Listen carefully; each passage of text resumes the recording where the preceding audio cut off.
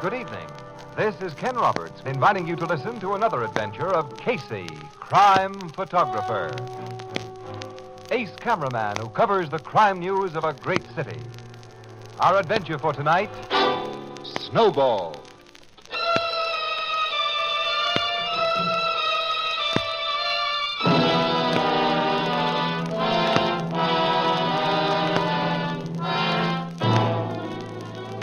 Night, about 10:30. A sporty little blue sedan makes a two-wide turn out of a quiet residential street and weaves crazily toward a main thoroughfare. In a police prowl car that has been idling along. Look at that, Stutz. I see it, Ryan. We'll stop that little blue wagon quick. Guy driving it must be lit to the rafters. Even money, there's a dame behind that wheel. When a gal tanks up those fancy cocktails. We'll soon see. Pull up there. Pull up, you.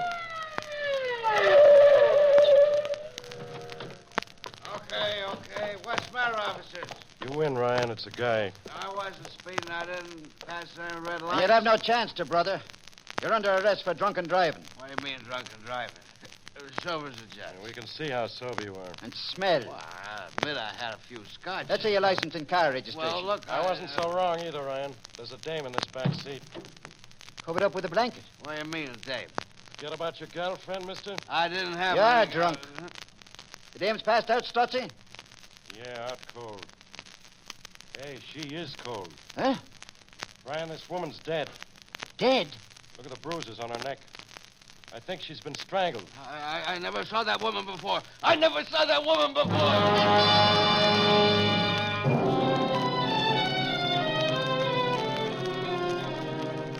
I never saw that woman before, Captain. I never saw that I'll talk to you in just a minute, mister. And while Captain Logan's busy, I'll take your picture, chum. Doc, what's your verdict? Oh, this woman's been dead about an hour, maybe a little more. I'd say she was strangled about 9:30. The strangler must have had an easy time of it, Doc. That dead gal can't weigh over 100 pounds. Expensive clothes she has on, Casey. I wouldn't know about that, Andy. You think she was killed in this car, Doc, or put here after she was dead? I don't know, Captain. Oh, Sergeant, now that Doc's finished, see if you can find any identification on her. Okay, sir. I swear I had nothing to do with that woman's death, Captain. I've heard their story, mister. Now I'll listen to yours. According to your driver's license, your name is Rasco, huh? Yes, George P. Rasco. I'm a respectable The businessman. car numbers on the registration you handed these arresting officers are not those of this car you're driving. Well, that's the reason. That's what happened. My car's the same make, the same model, the same color as this. When I left the party, I made a mistake and got in the wrong car. Tell me about the party you left. Well, it was at the Crofts Hall Apartments. A friend of mine lives there, Bob Willis. He invited a bunch of us because his wife is away. What time did you leave this Bob Willis apartment in the Crofts Hall? I was drunk, Captain. I don't know. That sounds like the truth. Remember what you did after you left the party? Well, I just went to my car, I guess, to what I thought was my car. I got in and I started to drive home. You parked your car near the Crofts Hall Apartments? Yes, when I went into Bob Willis. Hey, you should find it still there. We'll certainly look for it then. The keys for your car wouldn't fit another car. How did you work I can't remember. This car must have been unlocked. Captain, Yes, Sergeant? the dead woman's wristwatch has Jim to Irene engraved inside. And a tailor's label inside her jacket has made for Mrs. James Royce written on it. We just got a radio report on the license of this car that seems to clinch her identification, Captain. Yeah? The car is registered in the name of James R. Royce, whose address is 111 Oakland Lane, sir. Mrs. James R. Royce. I never heard of Mrs. James Royce. Save it, Rasco. Officer Ryan, you and your partner take this guy to your precinct station and put him on ice. Yes, yes. I swear I on, Rascal. Look, I'm a married man. By my memory. Sergeant, you, Peterson, and Goldberg, go to the Crofts Hall Apartment, see if you can find the car registered under Rasco's name parked near there, and check his party story at the Willis apartment. Yes, sir. All this while you, Annie, and I call on the dead woman's husband, Logan. I'd prefer to call on him minus your company, Casey. You know, this guy's getting antisocial, Annie. He's also rude, but he can't insult us. Not a chance. Come on, pal. We'll help you find out what Mr. James Royce may know about his late wife's murder.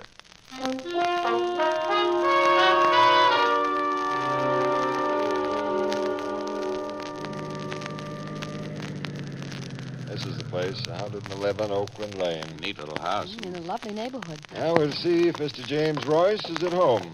Doesn't Doesn't look as though he is, Logan. No lights showing in the place. Well, it's after 11, Casey. He's probably in bed. All people aren't night owls like ourselves. Yeah, I sometimes forget that, Annie. Yeah, we'll soon find out. Well, that bell should wake him. I'll buzz him again. And longer. I hope he isn't home. I hate this kind of a job, breaking the news of a tragedy. Yeah, me too. You and Casey invited yourselves here, Miss Williams. I know. Hey, take your finger off that bell button, Logan, fast. What? Smell that, smell. Smell? Here, your nose close to the door jamb. It's gas. Yeah, that's cooking gas. Casey. Break the glass panel of this door, Logan. Use your gun butt. Hurry up. Oh. House must be full of it. Reach inside and turn the door latch. I've got it. Kick out those windows, Casey. Get air in here. I'll fix these. Okay. I'll find the light switch. No, Annie, no. The switch would make a spark and blow us up. Lucky the doorbell didn't set this stuff off. I'll use my flashlight to see. That gas will be coming from the kitchen stove. Sure, back this way. Here's the kitchen. Oh, that man. Yes, his head in the oven. Turn on those burners, Casey, or I see if he's alive. Yeah. Get that kitchen door open, Annie. Get this gas out of here. Quick. My lungs are taking all it. How is the guy, Logan? Finished. Completely. Maybe a pull motor. Not a chance, Miss Williams. Guy did a double job on himself. A double job? Look at this little bottle beside him. Poison. Yeah. A quick shore poison by the label. Well, you can risk throwing a switch now, Casey. Get us some real light in here. Yeah. That's better. Captain Logan, there's a highball glass inside the oven. Quarter full. Apparently this guy mixed his poison with a little joy juice after he turned on the gas and drank it and slumped down with his face in the open oven. He was thoughtful of the neighbors. He turned off the pilot light before he There's turned a on wallet the in gas. his hip pocket. Let's see.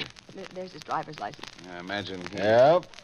Our dead guy seems to have been James R. Royce. The husband of that woman who was found. Murder and suicide. You know, suicides usually leave farewell notes. We'll look around before I phone the tech squad. Captain, here it is. That big photograph of the woman who was strangled? There's a note on the back of it. Huh? What is it? Printed in red. It was done with that lipstick here on the table where I found the photo. The note's short, but not sweet, Logan. I killed her tonight. I find her in my car. Now I'm taking the only way out. No signature. And the note's printed in such big letters, there's no room for a signature. Yeah, that's funny. Printed. With a lipstick. By a man. Couldn't he write? Couldn't he own a pencil? Well, it's my guess right now that wrong car Mr. Rasco is going to be in the clear, except for a drunken driving charge. Put him up, you people. Casey! What? We've got you covered on all sides. One phony move and we shoot. Who the heck are you? We're police. You're police. Captain Logan. Your face was turned away from this open door. I couldn't see. I'm Patrolman Spencer, 32nd Precinct. I'll be happy to renew our acquaintance, Spencer, after you tell all the cops with you not to start shooting. Well, there's nobody with me, sir. I surrounded you by myself. Seems your friend Spencer can stretch himself. I guess neighbors heard the racket we made here and phoned the precinct house. Yes, sir. I got the radio report in my prowl car. What's happened here, sir? That guy by the stove. You can help us find out what's happened, Spencer. Yes, sir. Round up the neighbors for a little question bee about Mr. and Mrs. James Royce.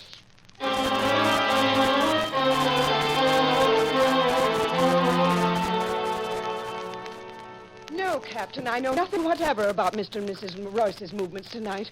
Oh, I can't believe it. I'm sorry I had to shock you with the bad news of what we found, Mrs. Taylor, but I need your help. My help? As the Royces' closest neighbor, I've come to you first. You must have known the couple rather well. Yes.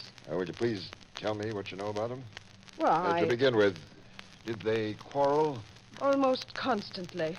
Jim, Mr. Royce, was madly jealous of his wife. Casey? Jealous, huh? And I'm sorry to say she gave him reason. Oh, I don't mean she did anything bad. Irina was simply a pretty, vain little thing who craved masculine attention. But no married woman in this neighborhood has felt really secure since Irina Royce has lived here. You felt insecure, Mrs. Taylor? No, Mr. Casey, I'm a widow. Oh. Now, Mrs. Taylor, in your opinion, could Royce's jealousy have led him to kill his wife and then himself? I've heard him threaten to do what he did tonight. You have? Many times. So have others.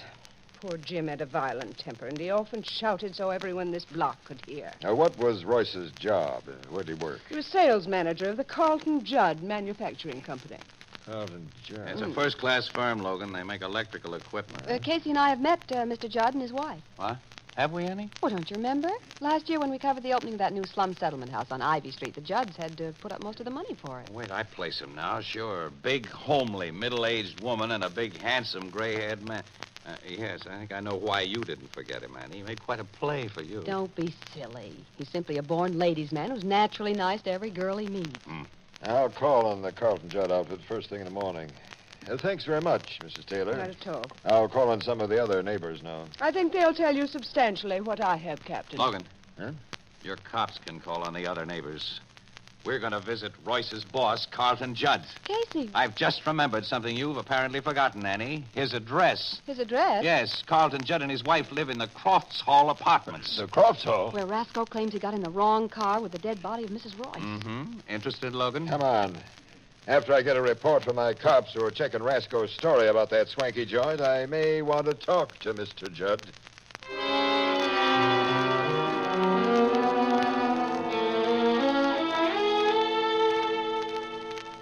Few people have brought me terrible news. I'm inexpressibly shocked, Miss Williams. I'm sorry, Mr. Judd. Yeah. James Royce was more than a valued employee, Mr. Casey. He'd become a personal friend, also his wife. Both of them frequently visited Mrs. Judd and myself in this apartment. Why, I'd expected James here this very night. You expected him tonight? Yes, Captain. He was to bring me a contract he expected to close after office hours. When I returned home an hour ago, I wondered why I didn't find it here. Mr. Judd, you said you returned home an hour ago. Well, how long were you out? Why, most of the evening, Mr. Casey. I attended a movie. With Mrs. Judd? No, I went alone. Mrs. Judd isn't home. Yesterday, she left on a motor trip to California. You have servants, of course, who could have let Royce in while you were at the movies. It so happens I'd given the servants a holiday during my wife's absence. Well, then how could Royce get in? I'd lent poor James a key to this apartment. Royce had a key to Yes. the place, huh?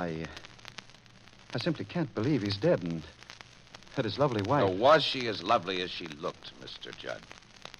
Yes. I considered Mrs. Royce to have been an altogether splendid woman.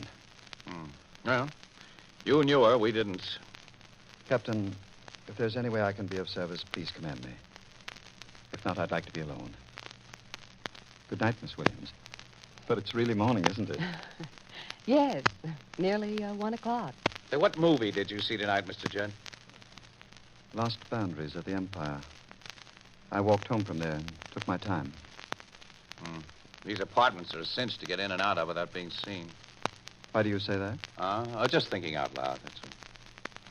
Are these apartments soundproof? Unfortunately, no. Mrs. Judd and I are often unpleasantly aware of our neighbors in the adjoining apartments. If they weren't now vacationing in Europe, you'd hear one of their radios blasting out dance music. Any further comments or questions concerning my home, Mr. Casey? No. Good night, Mr. Judd. Good night. I shall hold myself at your service, Captain. Thanks, Mr. Judd. And it has been a privilege to see you again, Miss Williams. You're very nice, Mr. Judd. Good night. Good night. Nice. Let's walk down the stairs. You didn't get much out of Mr. Judd, did you, pal? Did you go for that movie alibi of his? You consider that an alibi? Casey, I don't think Mr. Judd knows anything more about those deaths than we've just told him. Because you're a sap for his Prince Charming act. Sometimes you talk like a schoolboy, and a backward one. Well, if you ask me, I think Miss Williams is right. Oh, you've fallen for his personality, too, Logan. I don't fall for personalities. I think this case will be finally written off as murder and suicide by James Royce, and nothing more. Logan, I have a hunch that you're wrong.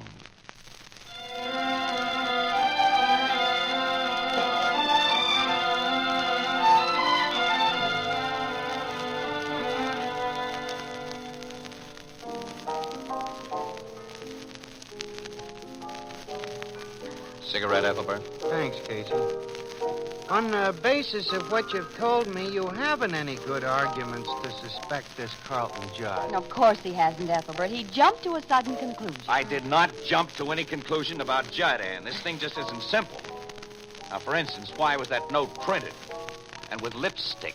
Oh, maybe Mrs. Royce's vanity was the real cause of her husband's jealousy. And Royce used the lipstick as a symbol of that vanity. Go on and ring, you... All right. Blue Note Cafe, Ethelbert speaking, and it's almost closing time, so don't... Oh, Mr. Burke. City desk. Yeah. Just a minute. It's for either you or Miss Williams, Casey. You go ahead and take it in. Okay. Hello, Bert. What's that? Who is? Well, we'll get right over there. What?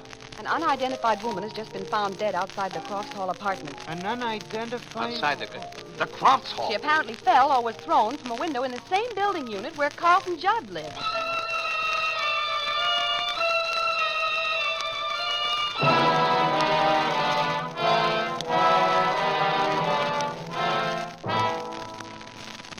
Has the dead woman been identified yet, Logan? Yes, Casey.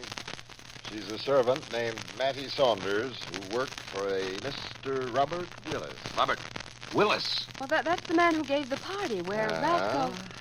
Coincidence, isn't it? What have you learned about this Mattie Saunders, Logan? Not much, except she was nosy and a tippler. Nosy?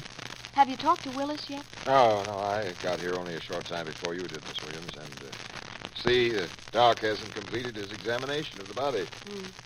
Doc, how are you coming? Give me another minute, Captain. She fell in back of these bushes. Yeah, Casey. Where is the Willis apartment? Up on the top floor. You can see its windows up there, all of them wide open. Okay, Captain. Oh, what's the verdict, Doc? That woman's fall was no accident. No? She died between 9:30 and 10 o'clock last evening. Between 9:30 and 10? Yes, Casey. Bone fractures, obviously caused by the fall, occurred a considerable time after the woman was dead. The body was dropped from one of those windows up there to simulate an accident. Definitely, Miss Williams. I'm going up and have a talk with Ron Carrasco's friend, Mr. Robert Willis. Wait a minute, Logan. Wait. I think you'll save a lot of time by paying a visit first to the Carlton Judd apartment. Oh, Casey, Mr. Judd's apartment's on the opposite side of this building. Yeah, this Saunders woman couldn't have been tossed out of one of its windows. They don't face this way. Well, the other apartment on the Judd floor faces this way. And Judd told us the tenants are in Europe. So? Logan, didn't you ever make a snowball and roll it down a hill? You know how it picks up more snow, it gets bigger and bigger until it finally gets out of control? Well, murder can be like that. One killing can lead to another. I think the explanation will be found in Carlton Judd's apartment. Logan, are you going up there with me, or shall I go alone?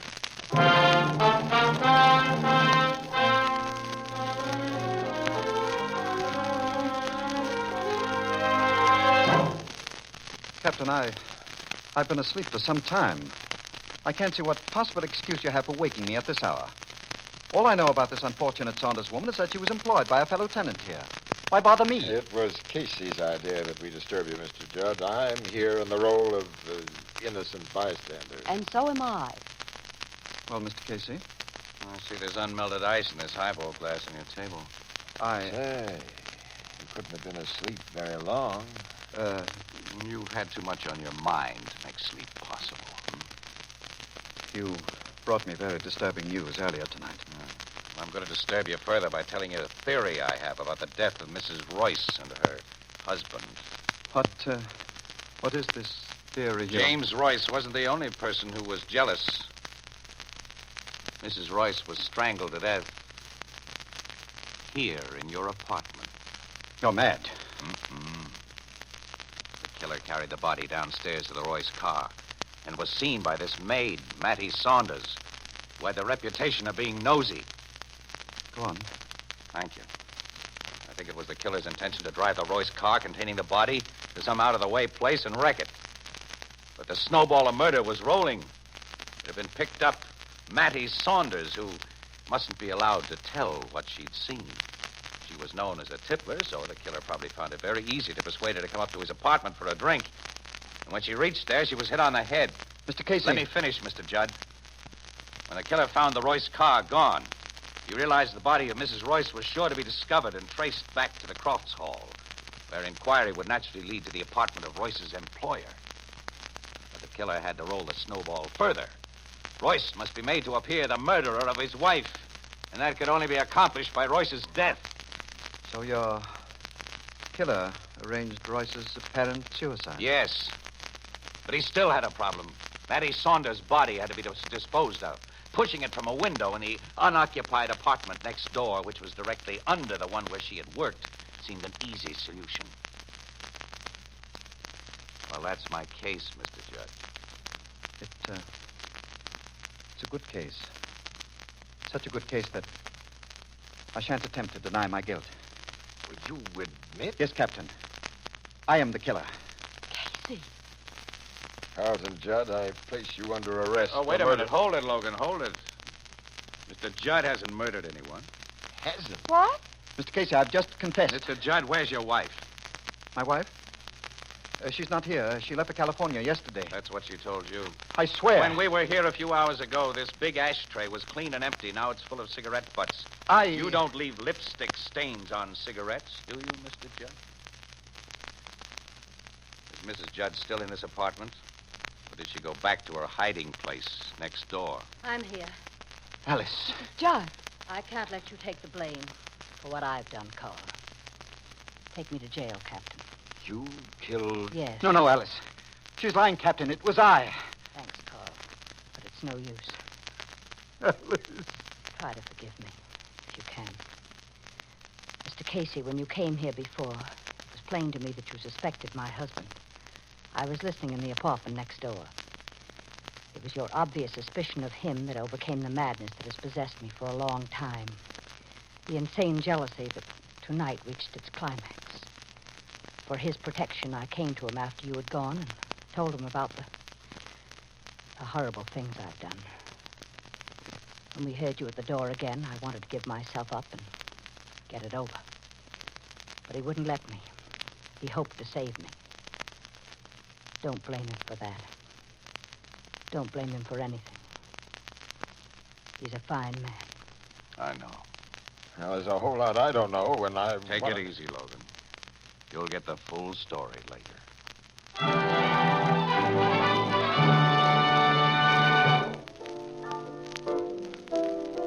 This Mrs. Judd gave her husband the idea she was going to California so she could spy on him, Casey, and maybe catch him pulling something? Yeah, Ethelbert. For a long time, she'd been jealous of her husband. And she'd convinced herself that he liked Mrs. Royce much too well. Well, Mrs. Judd hid herself in that empty apartment with her ear to the wall and her eye to the keyhole. And last night, after Royce got those contracts he was supposed to take to Mr. Judd, he had a violent headache. And he sent his wife with him to Judd's apartment instead. Mrs. Royce went there with him and let herself in with a key her husband had given her for just that purpose. And Mrs. Judd jumped to the worst possible conclusion, flew into an insane rage, and never gave Mrs. Royce the slightest opportunity to explain. She simply burst into the room and, well, choked her to death. You know what happened from then on. Yeah, the snowball rolled. What made you finally suspect Mrs. Judd instead of her husband, Casey? That lipstick she used in that suicide setup? No, that wasn't the main thing that made Mr. Judd a difficult suspect in Casey's theory. No, it wasn't, Annie. Oh, what was? You see, the Judd Manufacturing Company makes electrical equipment. After I really started to think, I couldn't see a guy who was familiar with electricity rigging a phony suicide setup with gas. Seems Judd would have known that a faulty doorbell or a switch could throw a spark that'd blast the house to pieces and wreck the whole setup that he'd taken so much pains to leave. I see. Miss Williams, this Casey's a clever guy. Yes, Ethelbert, I agree with you. Hmm. Come on, Annie. Say something nice for a change. You're quite a guy, Casey. Ah. Thanks, kid. What a guy you'd be if you only had Mr. Judd's lovely manners and charm. Ethelbert, I'm almost sorry I didn't frame that mug.